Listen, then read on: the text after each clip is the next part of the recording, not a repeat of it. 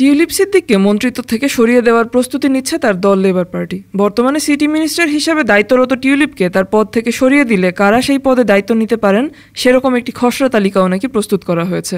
শুক্রবার যুক্তরাজ্য ভিত্তিক সংবাদ মাধ্যম দ্য টাইমস তাদের এক প্রতিবেদনে জানিয়েছে এমন তথ্য।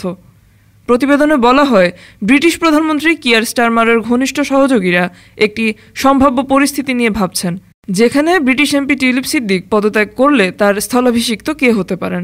সূত্র বরাতে সংবাদ মাধ্যমটি জানিয়েছে, টিউলিপের বিরুদ্ধে ফ্ল্যাট নিয়ে ওঠা অভিযোগ ও শেখ হাসিনার মাধ্যমে বাংলাদেশের সঙ্গে তার সম্পর্কের বিষয়টি সামনে আসার পরই এই আলোচনা শুরু হয়। তবে ব্রিটিশ প্রধানমন্ত্রী কার্যালয়ের একজন মুখপাত্র টিউলিপকে তার পদ থেকে সরিয়ে ওই পদে দায়িত্ব পালনের জন্য সম্ভাব্য ব্যক্তিদের সংক্ষিপ্ত তালিকা তৈরির বিষয়টিকে সম্পূর্ণ অসত্য বলে দাবি করেছেন।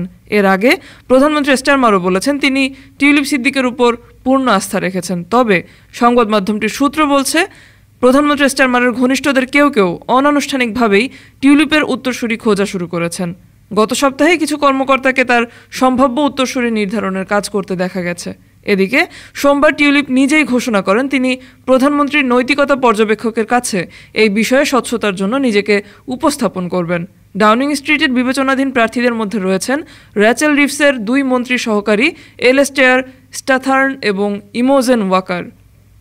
ডেস্ক রিপোর্ট, আজ বার্তা, ঢাকা।